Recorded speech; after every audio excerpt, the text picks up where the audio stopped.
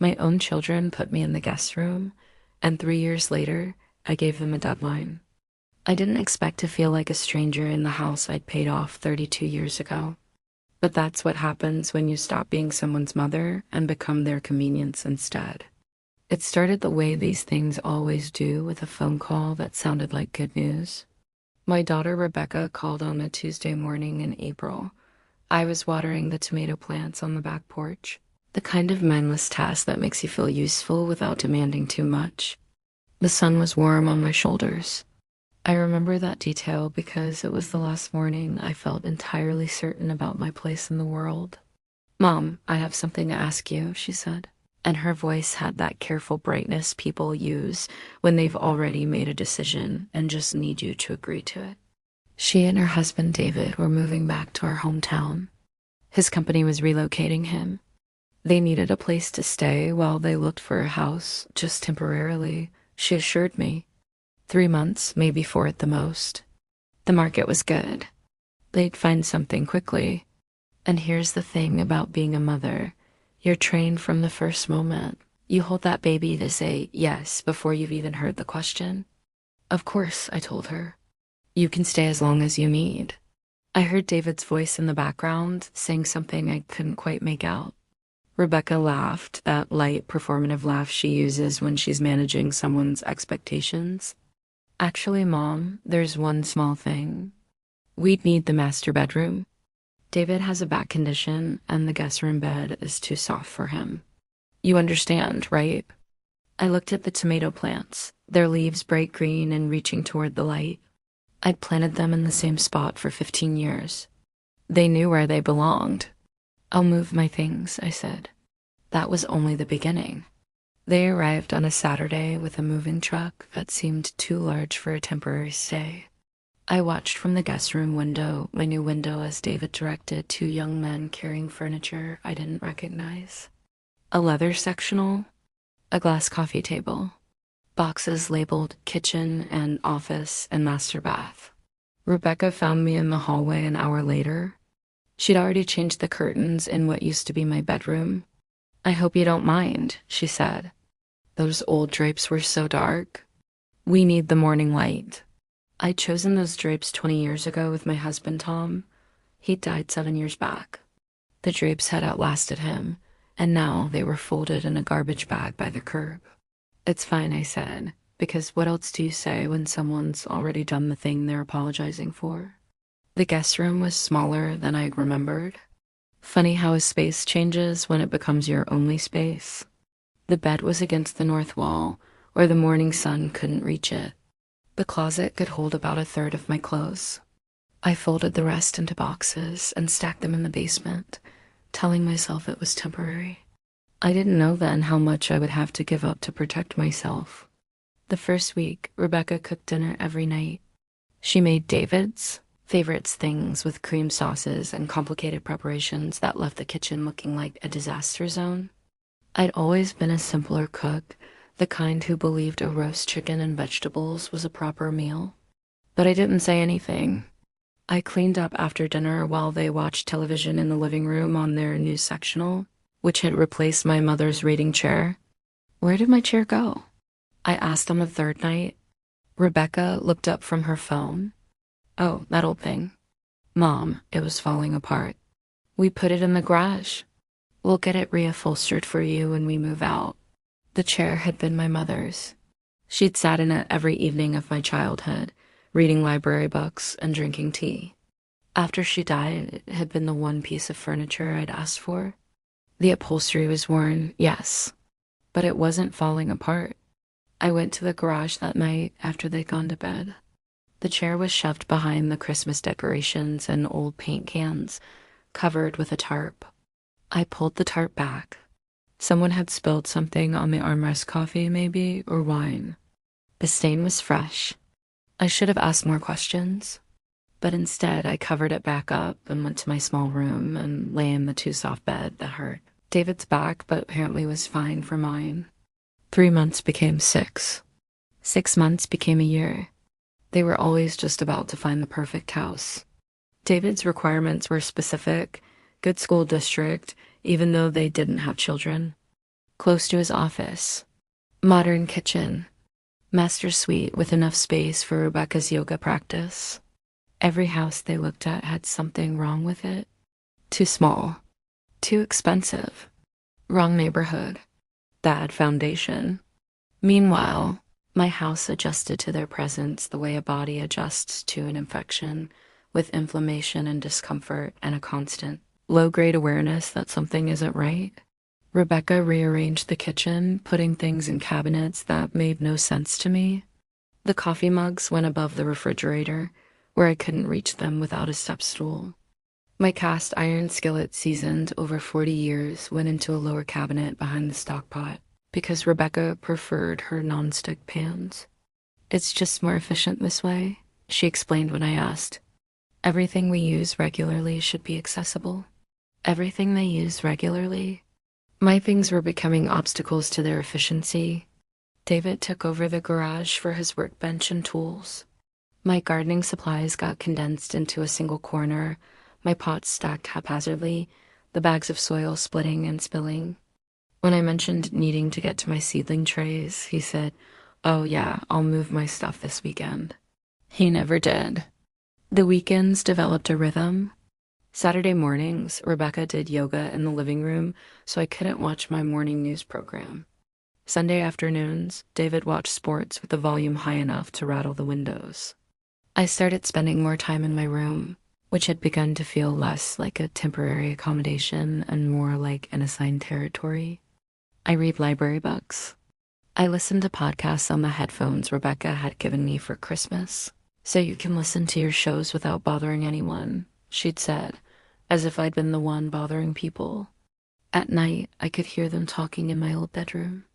The walls were thinner than I'd realized. I heard David complaining about work, about money, about the housing market. I heard Rebecca soothing him, assuring him they'd find something soon. I never heard them talk about me. That was only the beginning. Year 2 brought new developments. Rebecca got pregnant. She told me over breakfast on a March morning, her face glowing with the kind of happiness that makes you forgive almost anything. I hugged her and said all the right things, and I meant them. I was going to be a grandmother. This was supposed to be joyful. "We'll need to stay a bit longer, though," she added. "Just until after the baby comes. David doesn't want me stressed with a move during the pregnancy." "Of course," I said. The word was automatic now. "And we'll need to convert the second bedroom into a nursery." The second bedroom. My sewing room, where I'd made Halloween costumes and prom dresses and the quilt that had covered Rebecca's bed from childhood through college. Where my sewing machine still sat and my fabric bins, and the dress form I'd bought when I'd briefly imagined making my own clothes in retirement. "Where will I put my things?" I asked. Rebecca touched my hand. "Mom, you never use that stuff anymore anyway. We can donate most of it. Decluttering will be good for you. Holding on to the past isn't healthy." My past went to Goodwill in 6 boxes. The sewing machine. The fabric I'd been collecting for projects I'd planned to do when I had time. The dress form. The ironing board that had been my grandmother's. The nursery got painted a soft yellow. Rebecca ordered furniture online, a crib, a changing table, a rocking chair that wasn't my mother's reading chair. She decorated with framed prints of forest animals and hung curtains with tiny elephants marching across them. I stood in the doorway one afternoon, watching her arrange stuffed animals on a shelf. "It looks beautiful," I said. She beamed. "I want everything perfect for him." Him, a boy. My grandson. "Have you thought about names?" I asked. David wants to name him after his father, Thomas David. Tom. They were going to name him after David's father, not mine. My Tom wouldn't be remembered in his own house. "That's nice," I said, and went back to my small room with its north-facing window and 2 soft bed.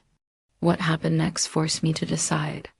The baby came in November, 3 weeks early. I drove Rebecca to the hospital while David met us there from work. I sat in the waiting room for 7 hours, drinking vending machine coffee and reading the same magazine 3 times. When David finally came to get me, his eyes were red, but his smile was huge. He's perfect, David said. 8 pounds, 2 ounces. Rebecca's tired, but okay. I followed him to the recovery room. Rebecca was propped up on pillows, her hair sweaty, her face exhausted and radiant. And in her arms, wrapped in a blue hospital blanket, was Thomas. She let me hold him. He was warm and small and made little squeaking noises in his sleep. I felt my heart do that thing it had done when I'd first held Rebecca expand in a way that seemed impossible, like there was suddenly more space inside me than there had been before. "Hi, Tommy," I whispered. "We're calling him TJ, Rebecca said. Thomas James, the J is for David's grandfather. Not Tom, not even Thomas, TJ, a name that belonged entirely to David's family tree." I held my grandson and said nothing. They came home from the hospital 3 days later.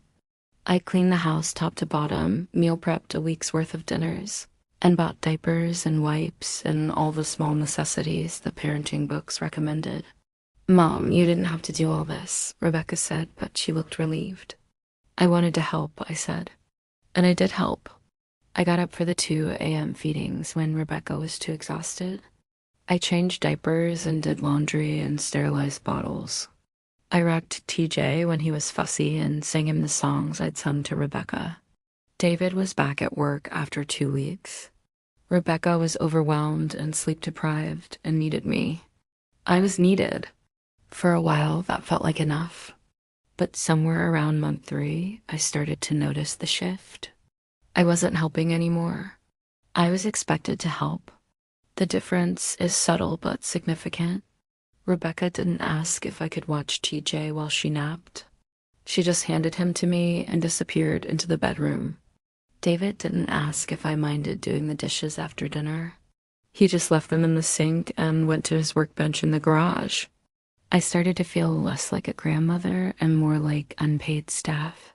One evening, I mentioned to Rebecca that I'd been thinking about joining the garden club again. I'd let my membership lapse when they'd first moved in, thinking I wouldn't have time. But I missed it, the Tuesday morning meetings, the plant swaps, the quiet satisfaction of talking about soil composition with people who cared. "That's Tuesday mornings, right?" Rebecca asked. "Yes, 10 to noon. Mom, that's right in the middle of TJ's difficult time. I really need you here then. Maybe we could work out a schedule? A schedule?" Rebecca's voice sharpened. "Mom, I'm barely holding it together as it is. I can't believe you'd prioritize a garden club over your own grandson." I felt the words like a slap. "That's not what I meant. Forget it," she said, taking TJ from my arms. "I'll figure it out myself." She didn't speak to me for the rest of the day. I should have recognized the pattern then. But recognition takes distance, and I was too close to see clearly. The months blurred together. TJ started crawling, then walking. He learned to say mama and dada and eventually nana, which made my heart swell even as I felt it shrinking in other ways. They still talked about moving. The conversations happen less frequently now, usually late at night when they thought I was asleep. "The market's too high right now," David would say. "We're saving so much living here," Rebecca would respond. They were saving. I'd stopped asking them to contribute to groceries after the third awkward conversation about it. Rebecca had looked so hurt, so confused. "Mom, we're family. You're seriously going to nickel and dime us?" The utilities were in my name. The property taxes were my responsibility. The new roof I'd been saving for got postponed because my savings were draining faster than I'd anticipated. But they were family, and family doesn't keep score.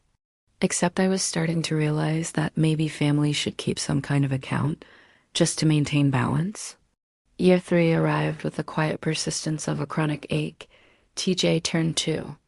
They threw him a birthday party in my backyard. Their backyard now, really, since I rarely went out there anymore. David had built a playset where my vegetable garden used to be. "Kids need outdoor play space," he'd explained. "You can have a small herb garden on the side of the house." I nodded. What else could I do? They were raising a child. My priorities seemed selfish by comparison. The party was loud and cheerful. Rebecca's friends came with their children. David's colleagues brought their families. I made my chocolate cake the one Rebecca had requested every birthday of her childhood and put it on the dessert table next to the professional cupcakes Rebecca had ordered, decorated with cartoon characters I didn't recognize. No one ate my cake. At the end of the party, after everyone had left and I was cleaning up paper plates and crushed crackers from the lawn, Rebecca came outside. That was exhausting, she said, collapsing into one of the patio chairs. But TJ had fun. It was a lovely party, I said. Hey, Mom, I've been meaning to talk to you about something. I stopped picking up trash and looked at her. David's mother is having some health issues. She might need to come stay with us for a while. My stomach dropped. Here? Well, yeah. Where else would she go? Rebecca, there's no room. She could stay in your room. You could move to the basement. We'd fix it up nice, put in a space heater, get you a comfortable bed. The basement, where my boxed up clothes were stacked against the water heater, where the concrete floor stayed cold even in summer, where the single window looked out at ground level, showing nothing but the bottom 6 inches of the fence. I can't live in the basement, Rebecca. It's temporary, just until she's back on her feet. You said that 3 years ago? The words came out harder than I'd intended. Rebecca's face closed off. I can't believe you're being so selfish about this. David's mother is sick. I'm sorry she's sick. But this is my house, your house. Rebecca stood up. Is that what this is about? You're going to pull rank because your name is on the deed? We've been helping you, Mom. This place was too big for you anyway. You should be grateful we're here. She went inside, letting the screen door slam. I stood in the backyard, my backyard, their backyard, no one's backyard, and felt something crack inside me. How much of myself was I willing to lose just to keep the peace? That night, I couldn't sleep. I lay in the 2-soft bed and listened to the house settling around me. Somewhere above, TJ was crying. I heard Rebecca's footsteps, her soft voice singing the lullaby I'd taught her. My mother had sung that song to me. I'd sung it to Rebecca. Now Rebecca sang it to TJ in a house that was slowly forgetting I lived there. I thought about the basement, cold concrete, a space heater, a window that showed nothing but the fence. I thought about my mother's reading chair in the garage, stained and forgotten. I thought about my sewing machine at Goodwill, probably sold to someone who'd appreciate it more than my own daughter had. I thought about 3 years of shrinking, smaller room, fewer possessions, less space, diminished voice. And I thought, if I stay silent, I disappear. The realization didn't come with anger. It came with clarity, which is somehow more powerful. In the morning, I made breakfast as usual. Rebecca came down with TJ on her hip. She didn't mention our conversation from the night before. And neither did I, but after they'd eaten and David had left for work and Rebecca was giving TJ his bath, I went to my room and pulled out the file box I kept in the closet. Inside were all the documents I'd filed away and tried not to think about. The deed to the house, the property tax records, the utility bills, the folder from the estate lawyer I'd consulted after Tom died, containing information about trusts and wills and asset protection. I'd avoided thinking about these things because thinking about them felt mercenary. You don't plan exit strategies for your own children. Except maybe you do. Maybe you have to. I spent that afternoon on the phone with the estate lawyer, Margaret Chun. I'd met with her once 5 years ago when Tom died. She'd helped me sort through his life insurance and retirement accounts, and had suggested I update my own will. I hadn't done it. Thinking about my death while grieving Tom's had been too much. Mrs. Patterson, Margaret said, her voice warm with recognition. It's been a while. How can I help you? I told her. Not everything. I couldn't quite bear to describe the full situation, but enough. My daughter and her family living with me. The increasing sense that I was losing control of my own home. The request to move to the basement. Margaret was quiet for a moment. Then she said, how long has this been going on? 3 years. And you've never formalized any kind of arrangement? No rental agreement, no timeline, no written expectations. She's my daughter, I understand. But even family relationships benefit from clear boundaries, especially when it comes to property and living arrangements. We talked for an hour. Margaret explained about adverse possession, about tenants' rights, about the complications that could arise if I ever wanted or needed to reclaim my space.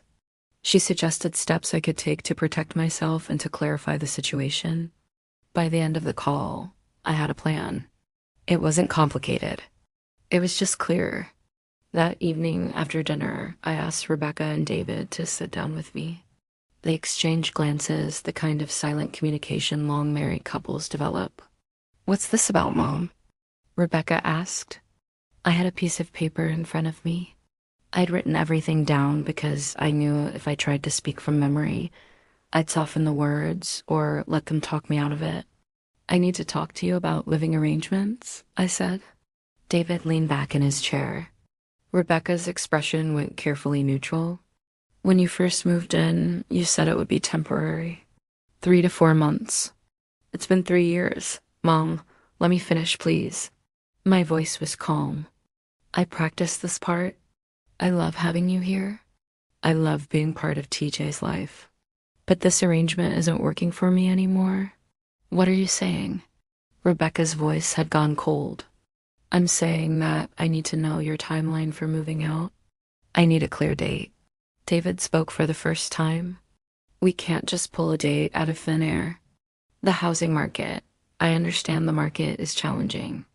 But this is my home, and I'm not able to continue this arrangement indefinitely. Your home." Rebecca said it like a curse. "Right, your home.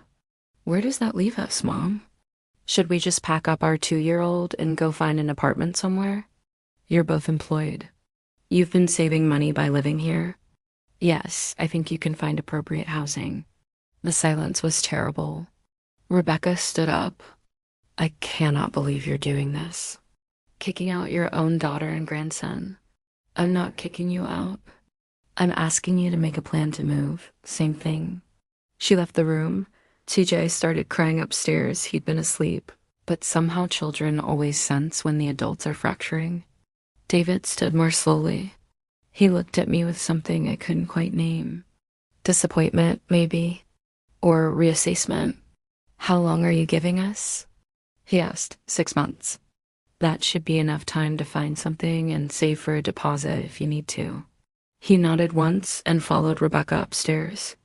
I sat alone at the kitchen table, my kitchen table, which they'd never actually replaced, just covered with their placemats and centerpieces, and waited for the shaking in my hands to stop. The next 2 weeks were arctic. Rebecca spoke to me only when necessary, her voice clipped and formal. David avoided me entirely. TJ, sensitive to the tension, was fussy and clingy. I still helped with him. I couldn't stop being his grandmother, just because his parents were angry with me, but Rebecca's gratitude had evaporated. "You can put him down for his nap," she'd say. Not, "Would you mind?" or "Could you help?" Just a flat statement of expectation. I put him down for his nap. I'd started the process Margaret had outlined. Documentation of expenses. Photographs of the house and how the space was being used. A formal letter drafted by Margaret and delivered by certified mail, outlining the 6-month timeline and expectations. Rebecca had opened the letter at the breakfast table. She'd read it in silence, then laughed a sharp, bitter sound. "You got a lawyer involved? That's insane, Mom. You're treating us like criminals." "I'm treating this like what it is. A legal and financial arrangement that needs clarity. We're your family. I know, and I love you. But love doesn't mean I have to lose myself." She crumpled the letter and left it on the table. But that night, I heard them looking at real estate listings. Progress comes slowly and then all at once. Week 3, they went to see a house. They didn't tell me about it beforehand, and they didn't tell me about it after. But I saw the real estate flyer on the counter. A 3-bedroom ranch, good school district, 20 minutes from David's office. Week 4, Rebecca spoke to me at breakfast. Actually spoke, not just issued instructions. The house we saw last week is still available. David's going to put in an offer. That's good news, I said carefully. It needs work. New roof, updated kitchen. We'll have to save longer for the down payment than we'd planned. I didn't offer to help financially. That boundary, at least, I'd learned to maintain. I'm sure you'll make it work, I said. She looked at me for a long moment. You're really not going to budge on this, are you? No. I don't understand you anymore, Mom. When did you become so hard?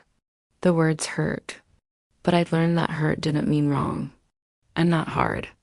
I'm just clear about what I need. And what you need doesn't include us. What I need is my own space and my own life. That doesn't mean I don't want you in it. It means I can't disappear into it. She didn't respond, but she didn't argue either. Their offer on the house was accepted 2 weeks later. Closing was set for 60 days. The timeline was tight but doable. Rebecca became a flurry of activity sorting, packing, organizing. David spent his weekends fixing up the new place, painting and installing new light fixtures. I helped where I was asked. I packed TJ's books and toys. I sorted through kitchen items, letting Rebecca take the things she'd brought and some of the duplicates we'd accumulated. One Saturday, David came to me in the kitchen. It was the first time we'd been alone together in months. I owe you an apology, he said. I looked up from the box I was packing. For what? For taking advantage. That's what we did, whether we meant to or not. We made this place ours and forgot it was yours first. The apology was unexpected enough that I didn't have a prepared response. I appreciate you saying that, I finally said. Rebecca's hurt because she feels rejected. But I get it now. You were drowning, and we didn't notice because we were comfortable. You didn't mean harm. No, but that doesn't mean we didn't cause it. He went back to packing, and I stood there holding a coffee mug Rebecca had bought and wondering if Grace was always this complicated. The last week before they moved, Rebecca found me in the garage. I was uncovering my mother's reading chair, checking to see if it could be cleaned or if the damage was permanent.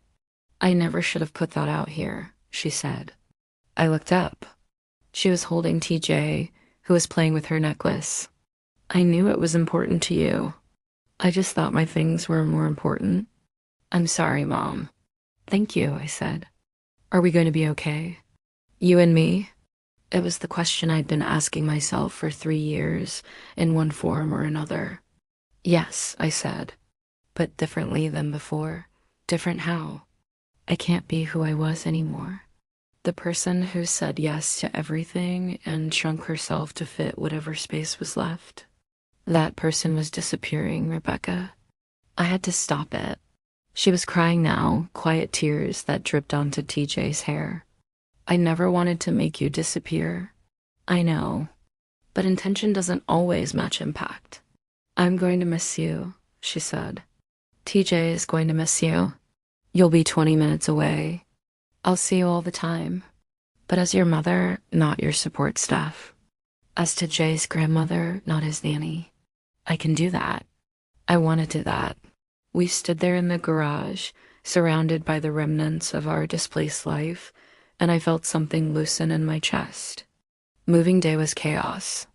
A truck, movers, boxes everywhere. TJ cried, confused by the disruption. I held him while Rebecca directed the movers and David made multiple trips back and forth, checking rooms to make sure nothing was forgotten. By evening, the house was theirs again. Mine again. Empty again. Rebecca hugged me goodbye in the driveway. David shook my hand, which felt oddly formal but somehow right. Come for dinner next Sunday? Rebecca asked. I'd like that. They drove away, TJ's car seat visible in the back window. I stood in the driveway until the car turned the corner and disappeared. Then I went inside. The silence was profound. No television in the living room. No toys scattered across the floor. No baby sounds from upstairs. Just my house, breathing quietly around me. I walked through it slowly, room by room. The master bedroom, empty now, except for my furniture, which I'd moved back in that afternoon. My bed against the south wall where the morning light would wake me. My curtains, I bought new ones, softer than the old ones, but in a similar shade. The sewing room, empty of nursery furniture. I'd already ordered a new sewing machine. It would arrive next week. The living room, where my mother's reading chair sat in its proper place. I'd had it professionally cleaned. The stain had come out. The upholstery was still worn, but honorably so, like a face that's earned its wrinkles. I sat in the chair and looked around the room. It was mine again. Truly mine, not mine but occupied. The space felt larger than it had in years, though nothing about the dimensions had changed. In the quiet, I could hear myself think. I could hear myself breathe. I could hear myself exist. The garden club welcomed me back the following Tuesday. I'd emailed the coordinator, a woman named Helen who'd been sending me newsletters for 3 years, even though I'd never responded. "We're so glad you're rejoining," Helen said, handing me a name tag. "We missed you." "I missed this too," I said, and meant it. We talked about companion planting and soil pH and the aphid problem everyone was having. Simple things, grounding things, things that had nothing to do with family drama or boundary violations or the complicated mathematics of love and self-preservation. At the end of the meeting, Helen asked if I'd be interested in co-chairing the spring plant sale. "I'd love to," I said. I started sleeping better. The master bedroom faced east, and the morning sun woke me gently, the way I'd always preferred. I'd forgotten that about myself, that I liked waking with the light. I'd forgotten a lot of things about myself. I started remembering them, one by one. I liked my coffee strong and my mornings quiet.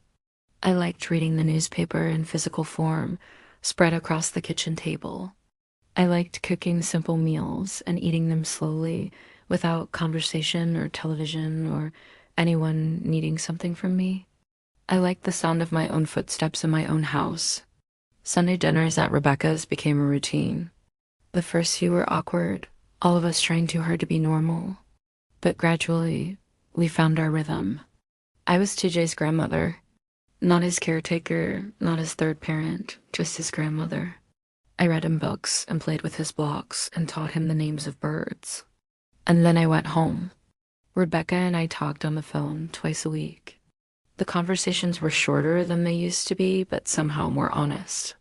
We talked about her work, about TJ's milestones, about the challenges of homeownership. We didn't talk about the 3 years, at least not directly. That territory was still too tender.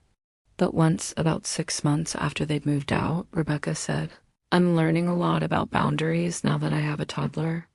About how saying no is actually an act of love sometimes." "It is," I said. "I wish I'd understood that sooner. With you, I mean, you understand it now. That's what matters." Spring came. I planted my vegetable garden again, in the same spot where David's playset had been. He'd taken it with him to the new house, and I'd had the ground tilled and amended. Tomatoes, peppers, zucchini, herbs. The garden club plant sale was a success.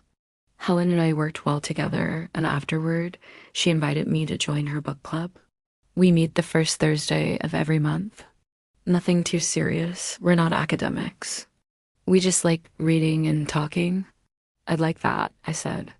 I was making a life again. Not the life I'd had before Rebecca moved in, and not the life I'd had during those 3 years. A different life. Smaller in some ways, quieter, less full of other people's needs and voices, but deeper somehow, more rooted in myself. I thought about my mother sometimes, and the reading chair that had been hers and was now mine. She'd been a quiet woman, my mother, not passive quiet. She'd known the difference between accommodating and disappearing, though I wasn't sure she'd ever explained it to me. Maybe that was something each woman had to learn for herself. The boundaries I'd set with Rebecca held. Some of them shifted and adjusted over time, the way boundaries do in healthy relationships. But the core remained. I was separate. I was my own person, not an extension of her needs. And Rebecca, to her credit, respected that. Even when it was hard for her. One Sunday, about a year after they'd moved out, I was at their house for dinner. TJ had a cold and was cranky, clinging to Rebecca and crying every time she tried to put him down. Mom, could you? Rebecca started, then stopped herself. Never mind. Could I what? Hold him so I can finish cooking. But you're not the babysitter. I shouldn't assume. Rebecca, I'm happy to hold my grandson. The difference is you asked instead of assumed. She handed me TJ, who immediately stopped crying and stuck his thumb in his mouth. I'm still learning this, Rebecca said. The asking instead of expecting. We both are. And we were, both of us, learning the dance of closeness and separateness. Learning that love doesn't require the dissolution of self. Learning that sometimes the most loving thing you can do is maintain your boundaries, because boundaries protect both people, not just one. The house settled into its new rhythms, or perhaps its old rhythms from before. The quiet mornings, the light through the east windows, the small sounds of one person living gently in a space sized for their life. I was 68 years old. I'd raised a daughter, buried a husband, survived 3 years of slowly disappearing, and come back to myself. Not all the way back. You never return to exactly where you started. The path isn't circular. It's a spiral, and you come back to the same place, but higher up, with a better view. From this height, I could see things more clearly. I could see that I'd enabled the situation as much as Rebecca and David had created it. Every time I'd said yes when I meant no. Every time I'd swallowed my discomfort to keep the peace, I taught them that my needs were negotiable. I could see that Rebecca hadn't been cruel. She'd been thoughtless, yes. Self-centered, certainly. But she'd been young and overwhelmed and doing what young people do, taking what's offered and assuming it will always be there. I could see that setting the boundary had been necessary, not because Rebecca was a villain, but because I was disappearing. And I could see that the relationship we had now, more distant but more honest, with clear lines and mutual respect, was healthier than what we'd had before, even though it felt less close. Sometimes distance is what allows you to see each other clearly. The garden club became a regular part of my week. The book club, too. I made friends, not close friends, necessarily, but friendly acquaintances who knew me as myself, not as someone's mother or grandmother. I was Eleanor Patterson. I liked tomato plants and mystery novels and strong coffee. I had opinions about soil composition and firm beliefs about the importance of deadheading roses. I was learning to paint watercolors badly but with enthusiasm. I was enough, just as I was. The realization came quietly one morning as I sat in my mother's reading chair with my coffee and the newspaper. I was enough. Not because of what I did for other people. Not because of my role as mother or grandmother. Just because I existed. It should have been an obvious thing to know. But somehow, in the years of motherhood and marriage and caregiving, I'd forgotten it. Or maybe I'd never known it to begin with. Rebecca called one Tuesday afternoon. I was repotting geraniums on the back porch, my hands covered in soil. Mom, I need to tell you something. My stomach clenched. The words, I need to tell you something, rarely preceded good news. What is it? I'm pregnant again. The relief was immediate, followed by joy. Rebecca, that's wonderful. David's nervous about the timing. TJ's only 3. And the house is smaller than we'd like. We were thinking... She paused. No, never mind. Were you thinking about moving back in? No, God, no. I learned that lesson. I was just going to ask if you'd be willing to help out sometimes. Not live and help. Just maybe one afternoon a week, so I can rest when the baby comes. But I can hire someone if that's too much. One afternoon a week sounds manageable, I said. Let's talk about schedules closer to your due date. Thank you, Mom, and thank you for everything you've taught me about boundaries and asking instead of expecting. I'm trying to teach TJ the same things. You're doing well, I said. You've grown a lot. So have you, she said, and I heard the smile in her voice. Or maybe grown back? Into yourself? Something like that. After we hung up, I sat on the porch and watched the light change across the yard. My vegetable garden was thriving. The tomato plants were heavy with green fruit that would ripen in the summer sun. Everything in its season. I thought about the woman I'd been 3 years ago. The woman who'd said yes to her daughter moving in without thinking it through. The woman who'd given up her bedroom, her sewing room, her space, her voice, thinking that was what love required. I didn't regret being that woman. She'd done the best she could with what she knew. But I was glad I wasn't her anymore. The second grandchild, a girl, was born in September. They named her Eleanor Rose. Rose for David's grandmother, Eleanor for me. When Rebecca told me, I cried. I wanted you to know you matter, Rebecca said, holding the baby in the hospital room. Not just for what you do, but for who you are. I held Eleanor Rose Ellie, they called her, and felt the familiar expansion in my chest. Love creating more space. But this time, I didn't confuse love with self-erasure. This time, I knew the difference. I helped one afternoon a week, as promised. I arrived at 2, stayed until 5, and then went home to my quiet house and my own life. Rebecca never asked for more. When she needed extra help, she hired a babysitter. The boundaries held, and within those boundaries, our relationship deepened. We talked more honestly now, about the hard years, about what I'd needed and hadn't said, about what she'd taken and hadn't realized. The conversations weren't always comfortable, but they were real. I wish you told me earlier, Rebecca said once, that you were unhappy. I wish I'd known earlier that I was allowed to be unhappy, that I was allowed to have needs that conflicted with yours. I made you feel like you weren't allowed. You made assumptions. I let them stand. We both contributed to the problem. How do I make sure I don't do the same thing to Ellie and TJ? How do I teach them to have boundaries with me? By respecting their no when they say it? By not making them feel guilty for having needs separate from yours? By showing them that love doesn't require self-abandonment? Is that what I did to you? Made you abandon yourself? I think I was already halfway there. You just accelerated the process. She thought about that. And the 6-month deadline? That was you refusing to finish the journey? Yes, I said. That was me deciding I'd rather be separate than disappear. The years passed. TJ started kindergarten. Ellie learned to walk. I tended my garden and attended my clubs and had Sunday dinners with the family and coffee dates with Helen from the garden club. My life was smaller than some people's, quieter, less full of drama and noise and constant interaction. But it was mine, fully, completely mine, and that was enough. More than enough. On my 70th birthday, Rebecca threw me a party in her backyard. Just family and a few close friends. Helen was there, and the women from book club, and my neighbor Margaret, who'd helped me understand my legal rights all those years ago. We ate cake and drank wine and told stories. TJ and Ellie ran around with the kind of wild energy only children possess. At the end of the evening, after most people had left, Rebecca sat beside me on the patio. Happy birthday, Mom.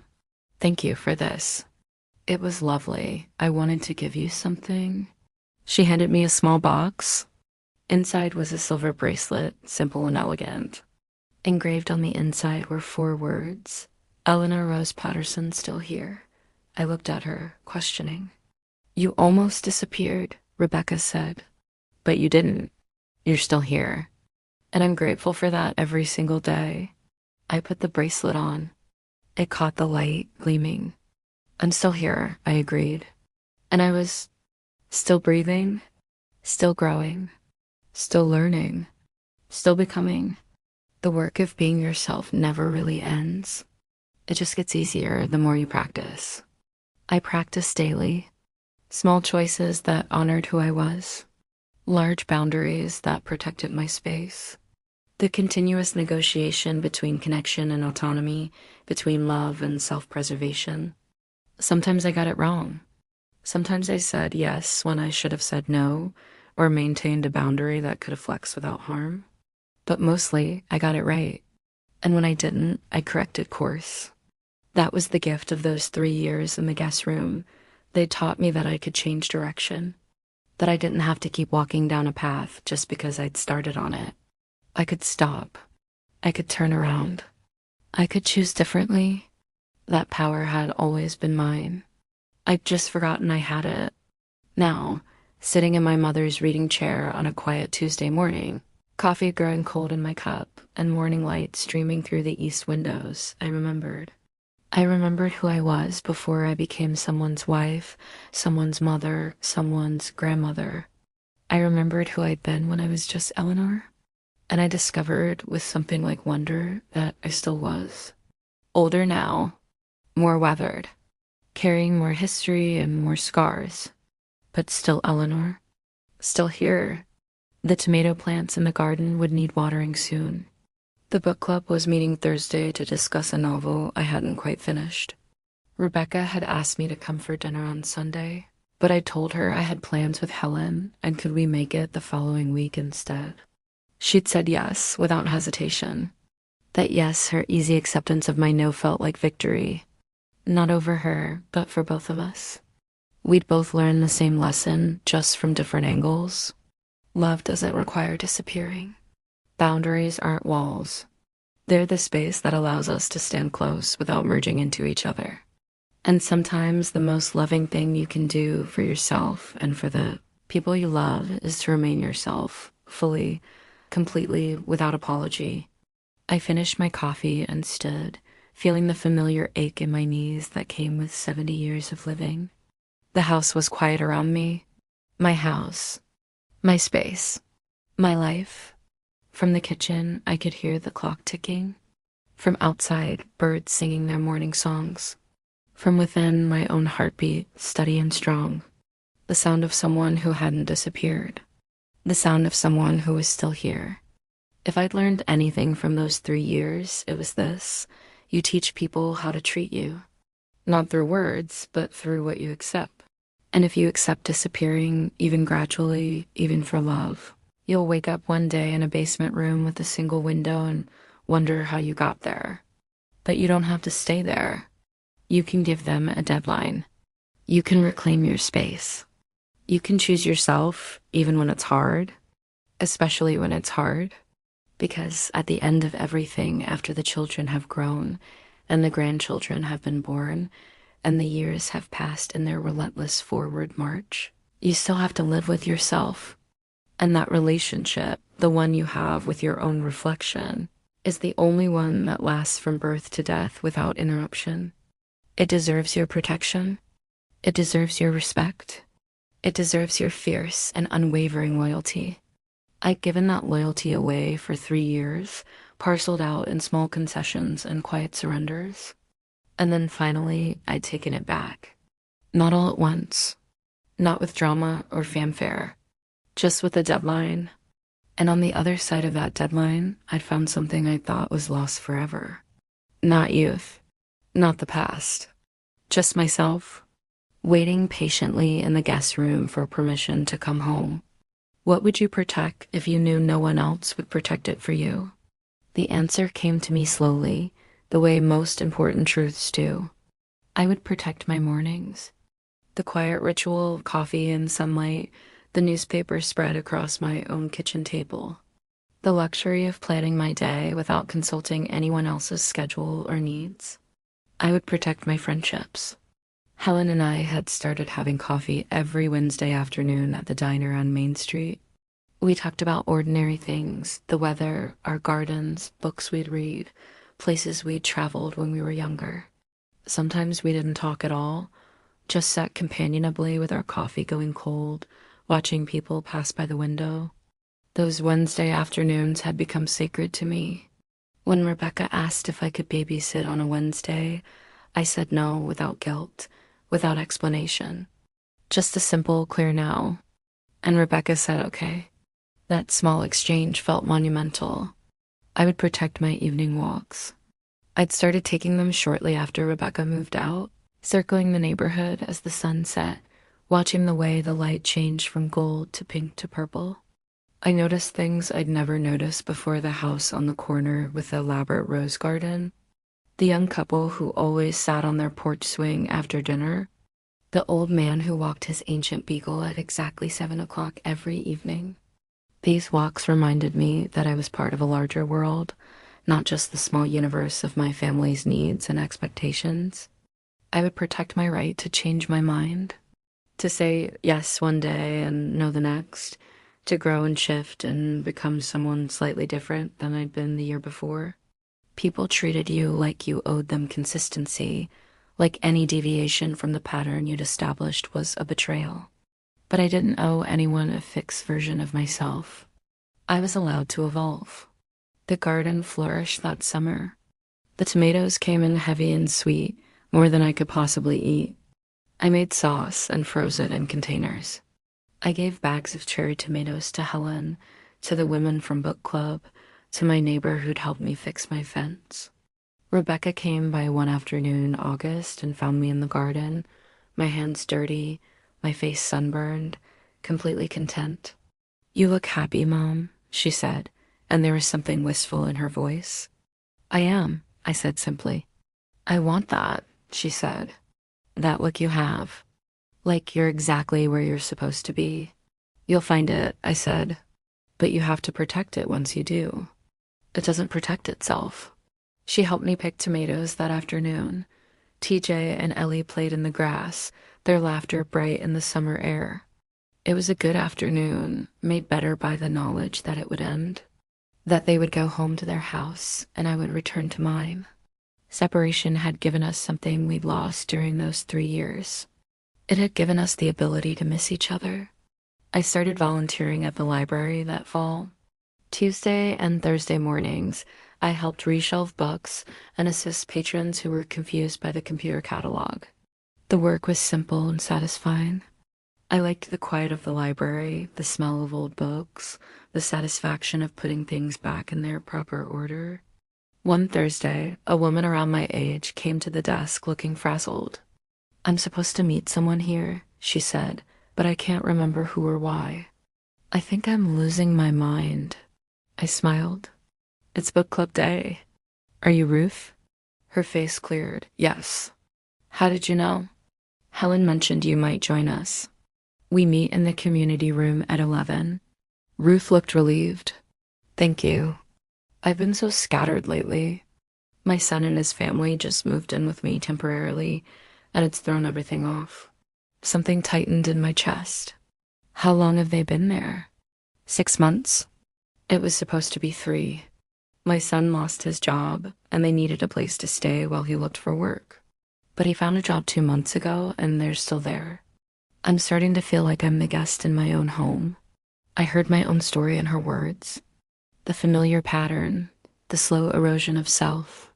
"Ruth," I said carefully, "do you have a moment to talk?" We sat in the far corner of the library, away from other patrons. I told her my story. Not all of it, but enough. The guest room. The 3 years. The basement request. The deadline. She listened with tears in her eyes. "I thought I was being selfish for feeling this way," she said. "Everyone keeps telling me how lucky I am to have family close, how I should be grateful to help." "You can be grateful and still need boundaries," I said.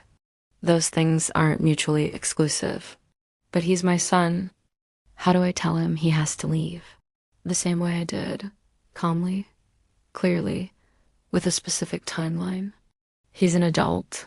He can handle it." Ruth looked down at her hands. "What if he gets angry?" "He might. People often do when their comfort is threatened. But his anger is his responsibility, not yours." "I'm afraid of losing him." "I was afraid of losing Rebecca too," I said. "But what I learned is that if a relationship can only survive when you're diminishing yourself, it's not really a relationship. It's a dependency." Ruth came to book club that day. She joined the garden club the following week. And 2 months later, she told me she'd given her son a 4-month deadline to move out. "I used your words," she said. "I told him I loved having them close, but the arrangement wasn't working for me anymore." He was shocked. I don't think it ever occurred to him that I had feelings about it one way or another. How did it feel to say it? I asked. Terrifying, she said, and then liberating. I understood exactly what she meant. Watching Ruth reclaim her space felt like witnessing my own story from the outside. It confirmed what I'd come to believe, that this pattern was not unique to me, that women my age everywhere were navigating the same complicated terrain of love and boundaries, of wanting to help and needing to survive. We'd been taught to give, to nurture, to accommodate, to make ourselves smaller so others could expand. No one had taught us when to stop. Winter came. TJ turned 6. Ellie was 3. Rebecca and David's marriage had hit a rough patch. She confided this to me over the phone one evening, her voice tight with stress. "We're going to counseling," she said. "It's helping, but it's hard." "Marriage is hard," I said, "especially with young children." "Sometimes I feel like I'm disappearing," she said. "Like I'm just TJ's mom and Ellie's mom and David's wife, and I can't remember who Rebecca is anymore." The irony wasn't lost on me. "What do you do when you feel that way?" I asked gently. "I don't know. I guess I just push through it." "Rebecca," I said, "you can't push through disappearing. You have to stop and reclaim yourself, piece by piece." "How?" "Small things, regular things. One morning a week where you do something just for yourself. One evening where David is fully responsible for the kids and you go somewhere alone. One hobby that has nothing to do with being a mother or wife." That feels selfish. I know it does. But it's not. It's survival. There was a long silence on the line. "Is that what I did to you?" she asked finally. "Made you feel like you were disappearing?" "Yes," I said. "But I let it happen. We both played our parts. I'm sorry, Mom." "I know. And I forgive you. But more importantly, I hope you'll forgive yourself enough to not repeat the pattern with yourself." She started taking a painting class on Saturday mornings. David took the kids to the park. She wasn't very good at painting, she told me this with a laugh, but she loved it anyway. "It's mine," she said. "Just mine. Not for anyone else, not to accomplish anything, just for me." I understood completely. My own painting, the watercolors I'd been working on, had improved with practice. I still wasn't good, but I was better. And more importantly, I was enjoying the process without worrying about the product. I painted what I saw: the garden, the reading chair, the view from my kitchen window. Simple things, rendered imperfectly, but honestly. Helen came over one afternoon and saw my painting spread across the dining room table. "These are lovely, Eleanor," she said. "They're amateur at best," I said, but I smiled. "They're yours," she said. "That makes them valuable." We had tea that afternoon, sitting in the living room with the winter light slanting through the windows. Helen told me about her grandson's wedding, about the strange feeling of watching family lines extend into the future. "Sometimes I wonder what I'll leave behind," she said. "Not money or things, but what mark I'll make." "You've already made it," I said. "And the people you've touched, the friendships you've built, the ways you've shown up for yourself and others, is that enough?" she asked. "I think it has to be," I said, "because it's what we have." That evening, alone again, I thought about legacy, about what I wanted to be remembered for, not for sacrificing myself, not for how much I'd given up or endured, but for how I'd come back to myself, for the boundaries I'd set and the life I'd reclaimed.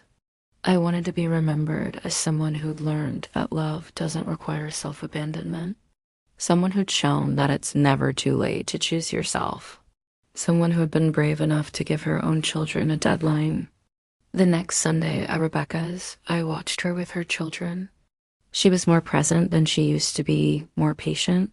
When TJ demanded her attention while she was cooking, she said, "I'll help you in 5 minutes, honey. Right now, I'm finishing this." Simple boundary setting, teaching him that her time and attention had value, that they couldn't always be demanded and instantly given. She caught my eye and smiled.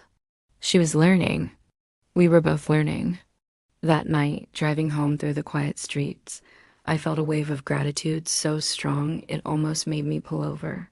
Gratitude for the 3 hard years that had taught me what I needed to learn. Gratitude for the strength to set a deadline when I thought I had none.